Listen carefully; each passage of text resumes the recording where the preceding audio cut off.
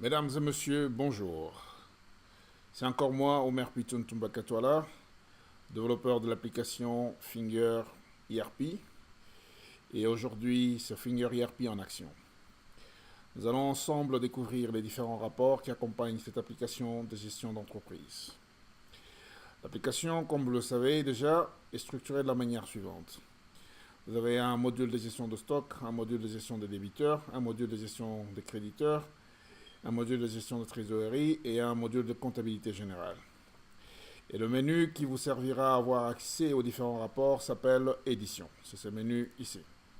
Et sous le menu Édition, vous pouvez remarquer que vous avez des rapports par rapport à l'application de gestion de stock, des rapports pour l'application de gestion de débiteurs, des rapports pour le module de gestion de créditeurs, des rapports pour le module de gestion de trésorerie et des rapports pour le module de comptabilité générale. Il y a, pour le module de gestion de stock, vous pouvez tirer le répertoire d'articles, les pièces justificatives, le stock en suspens, le stock à réceptionner, le stock à livrer, l'inventaire physique, le listing de stock, la situation de stock, la fiche de stock, la structure de prix et puis l'analyse de vente. Nous allons tirer quelques rapports, par exemple les pièces justificatives. Vous avez juste besoin de sélectionner le type d'opération. Admettons que je voudrais tirer tout ce qu'il y a eu comme consommation de stock, consommation interne je veux dire. Et en cliquant, vous avez toutes les consommations internes de stock. Okay. Un autre rapport important ici, c'est par exemple le listing de stock. Vous sélectionnez le point d'encodage, vous cliquez, vous avez un listing de stock en fait, qui vous donne en ligne les différents articles et en colonne vous avez la quantité minimale qui est la quantité alerte.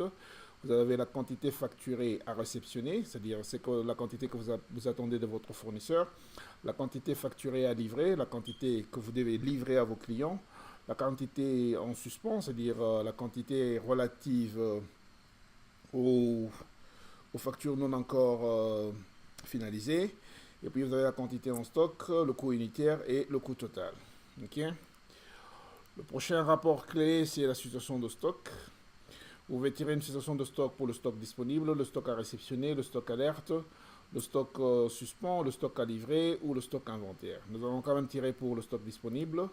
Le rapport se présente comme ça. Vous avez les articles en ligne et puis en colonne, vous avez les différents magasins ou les différents points d'encodage. Okay. Un autre rapport clé, c'est la fiche de stock. Okay. Vous pouvez tirer cette fiche de stock consolidée ou détaillée, ou vous pouvez tirer en quantité, tout comme vous pouvez tirer en valeur. Donc nous allons tirer une fiche de stock consolidée en quantité.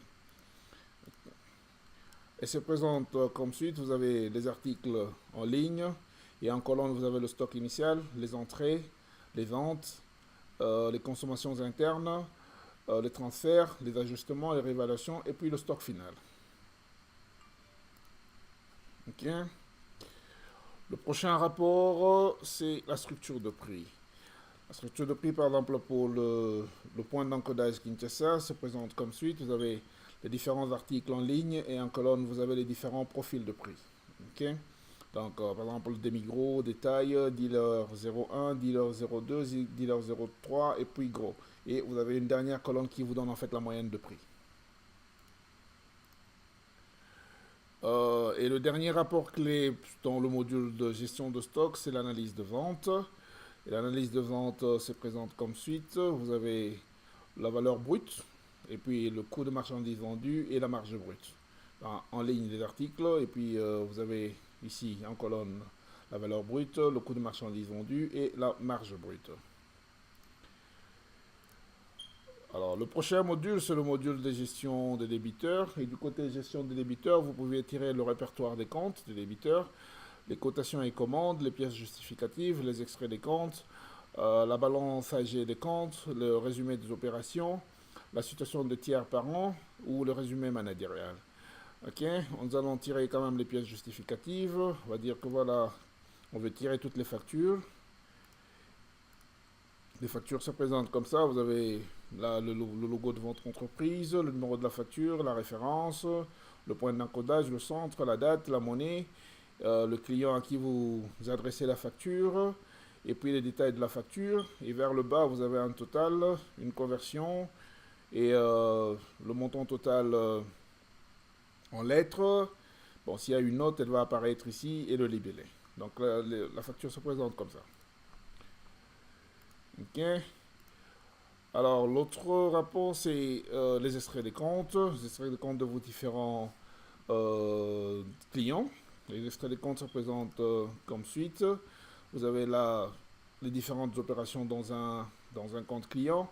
Et à la fin, vous avez le solde et l'âge même de la créance. C'est ce qui est très intéressant. C'est un rapport très important pour ceux qui ont plusieurs clients et qui font de la vente à crédit. Donc c'est un rapport qui va vous renseigner sur les différentes créances ainsi que l'âge même de cette créance. Donc vous aurez, ce rapport vous dira combien se positionne comme courant, 30 jours de retard, 60 jours de retard, 90 jours de retard, 120 jours de retard et plus de 150 jours de retard. Merci. Et une particularité ici, c'est que vous pouvez tirer ce rapport uniquement pour les opérations non encore apurées, c'est-à-dire les factures ouvertes non encore payées, ou carrément toutes les opérations depuis le début de l'activité. Alors toutes les opérations vont, ce rapport se présentera comme ça, donc vous aurez tout ce qu'il y a eu comme paiement, tout ce qu'il y a eu comme facture, éléments apurés et non apurés. Et à la fin, vous aurez un solde, qui est le même solde d'ailleurs, avec l'âge même de ce solde. Merci. Le prochain rapport clé dans le module de gestion des débiteurs, c'est celui qu'on appelle balançager de compte. Cela est très important dans ce sens qu'il vous renseigne sur la situation des créances de tous vos clients, okay, et l'âge de cette créance, de toutes les créances, j'allais dire. Donc vous aurez en ligne tous les différents comptes clients et en colonne vous aurez le solde, les cash non encore alloués, la balance qui est qui est encore courante, 30 jours, qui est à 60 jours, à 90 jours, à 120 jours et à plus de 150 jours. C'est un rapport très très important, un rapport très clé dans la gestion, quand il s'agit de la gestion de comptes de tiers débiteurs. Ok. Et le prochain rapport, c'est ce que j'appelle le résumé des opérations. Le résumé des opérations se présente comme ceci. Vous avez en fait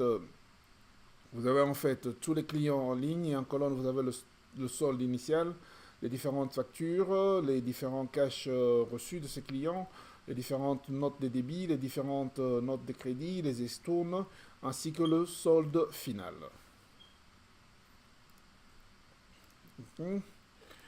Et puis le prochain rapport, c'est la situation de compte par an. Bon, ça c'est quand vous avez des comptes tiers qui sont à la fois tiers, je dirais tiers débiteurs et tiers créditeurs. Et le dernier rapport clé, c'est le résumé managérial. Celui-ci est très intéressant. On va essayer de voir à quoi il ressemble. C'est en fait un rapport qui vous donne du côté droit la représentation graphique de la créance de votre client et l'analyse de ses activités sur les derniers 6 mois. En dehors de ça, vous avez également de ce côté les factures non encore apurées et là vous avez carrément le solde ainsi que l'âge de ce solde. C'est un rapport très très important, un rapport clé en matière de gestion de comptes de tiers débiteurs. Okay. Passons au module créditeur. En fait, le module créditeur n'est pas différent du module débiteur. La seule différence est qu'ici, on parle des créditeurs et de l'autre côté, on parle des débiteurs. C'est pour ça que vous allez remarquer que ce sont les mêmes rapports que vous aurez dans le module créditeur. Donc, vous pouvez tirer le répertoire de comptes, les différentes cotations et commandes, les pièces justificatives, les extraits des comptes, la balance AG des comptes, le résumé des opérations, la situation des tiers par an, ainsi que le résumé managérial. Donc, vous aurez pratiquement le même format de rapport lorsque vous êtes dans ce module. Donc, si vous avez déjà maîtrisé le module de gestion de gestion de tiers débiteurs, c'est que vous avez maîtrisé aussi le module de gestion de tiers créditeurs parce que ce sont les mêmes rapports. Par exemple, la balance AG de compte créditeur se présentera comme ça. Vous aurez là les différents fournisseurs ainsi que ce qu'on leur doit et l'âge même de la dette. Merci. Et le prochain module, c'est le module de gestion de trésorerie. Dans le module de gestion de trésorerie, vous pouvez tirer le répertoire de registre, les pièces justificatives, les extraits des comptes, les résumés des opérations et la situation de compte. On va tirer quand même l'extrait des comptes. L'extrait des comptes se présentera comme ceci. Euh, vous aurez ici la date, la référence, la première référence, la deuxième référence, le libellé, la contrepartie, le débit, le crédit, ainsi qu'un cumul. Donc à chaque fois que ça, à chaque ligne, vous avez un cumul jusqu'à trouver le solde dans votre compte de trésorerie. Dans le cas par exemple, dans le cas présent, s'il s'agit de la caisse franc congolais, et le solde est de 128 225 000 francs congolais. Le prochain compte de trésorerie, c'est la caisse dollar, où vous avez la même situation aussi, et ainsi de suite jusqu'à la fin. Okay. Prochain rapport, c'est le résumé des opérations, ça se présente comme ça.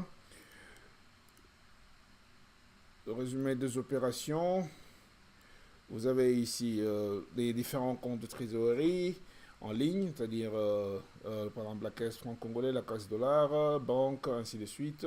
Et en colonne, vous avez le solde initial, les entrées, les sorties, les virements, les extournes et le solde final.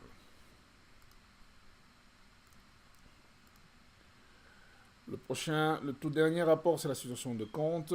Ici, ça vous présente carrément un tableau croisé où vous avez en ligne les différents comptes de trésorerie et en colonne les différentes monnaies. Donc, par exemple, pour le franc congolais, nous n'avons qu'un registre de trésorerie, donc, dont le solde est de 128 225 000. Et pour le dollar, nous avons trois comptes de trésorerie, donc la caisse dollar, la FNB 01 dollar et puis la Procrédit dollar. Et le dernier module, c'est le module de gestion comptable, c'est-à-dire de comptabilité générale. Et les différents rapports disponibles, c'est la liste de comptes, pièces justificatives, journal des écritures, les écritures récurrentes. En fait, les écritures récurrentes, ce sont des écritures que vous paramétrez en amont et qui se déversent automatiquement dans le fichier définitif des écritures à la clôture de chaque mois.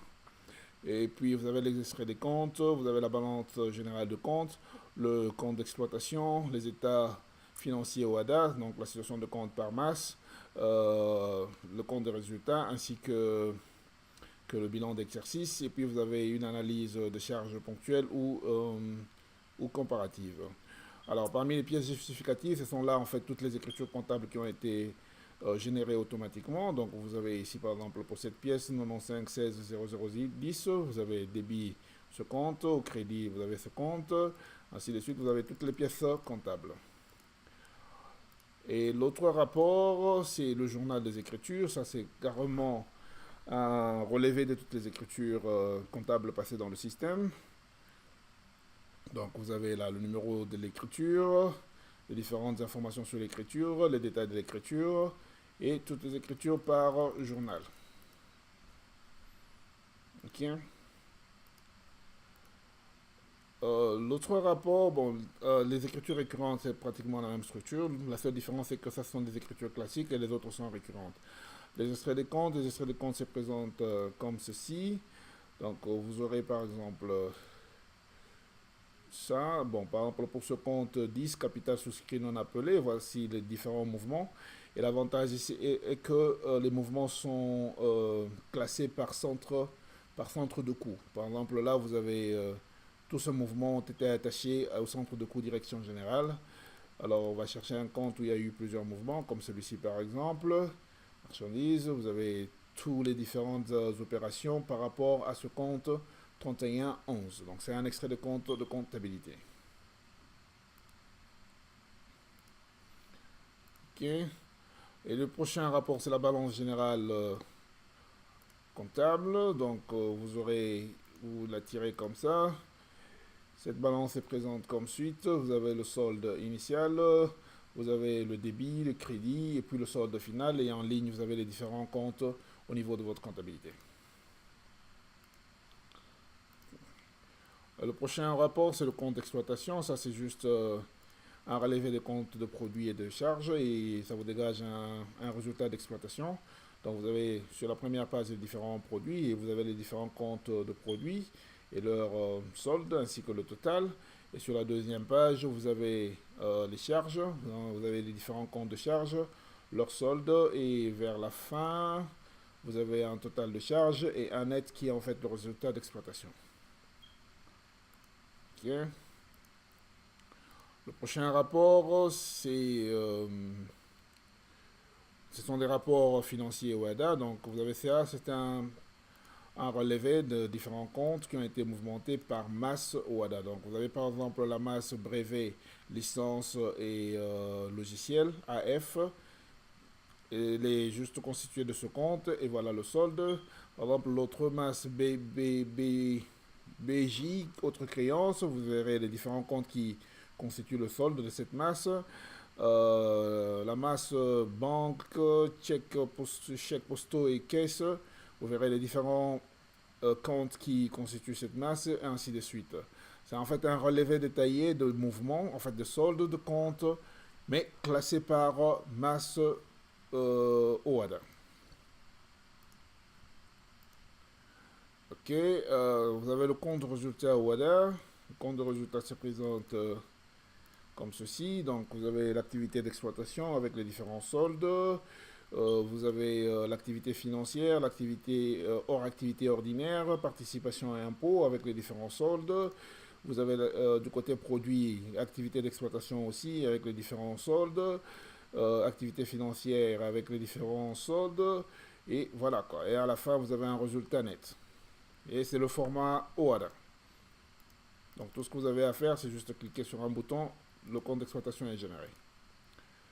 Et le prochain rapport, c'est le bilan d'exercice OADA. Nous allons le tirer en dollars. Comment se présente-t-il? Vous avez les charges immobilisées, vous avez les immobilisations incorporelles, les immobilisations corporelles, les avances et acomptes versés sur immobilisation. Donc ça continue sur la deuxième page. Les immobilisations financières, l'actif circulant hors activité ordinaire, les stocks, créances et emplois similaires, la trésorerie active. Ok. Et du côté passif, vous avez les capitaux propres, primes et réserves, les résultats nets d'exercice, les autres capitaux propres, dettes financières. Et à la fin, vous avez le passif circulant, la trésorerie passive. Et en dernière page, vous avez un total général pour le passif. C'est vraiment le format OADA, c'est vraiment ça le bilan d'exercice tel que prévu par OADA. Donc tout ce que vous avez, c'est juste tout ce que vous avez à faire, c'est juste cliquer sur un bouton et ce bilan vous sera généré automatiquement. Et un des rapports aussi important, c'est l'analyse de charge. Vous pouvez faire une analyse ponctuelle, c'est-à-dire je dis par exemple une analyse en dollars pour le centre de Kinshasa par exemple, consolidé. Voilà comment ça se présente.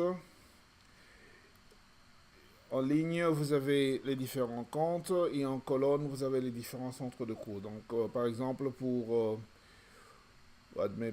un exemple ici, la charge frais de télécommunication, il y a eu une extourne de 1200 et c'est parti dans le centre de coûts direction financière.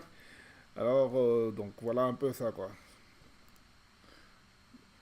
Exactement. Donc c'est une analyse ponctuelle où vous avez en ligne les différents comptes et en colonne les différents centres de coûts.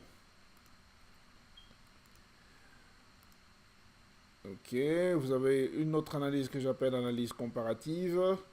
Ici, il faut absolument prendre un compte. Je peux prendre quel compte? Je peux prendre le compte internet. J'espère que j'ai des mouvements là-bas. Non, pas du tout. Je vais prendre télécommunications. Il n'y a pas beaucoup de mouvements, mais on va voir ce que ça donne.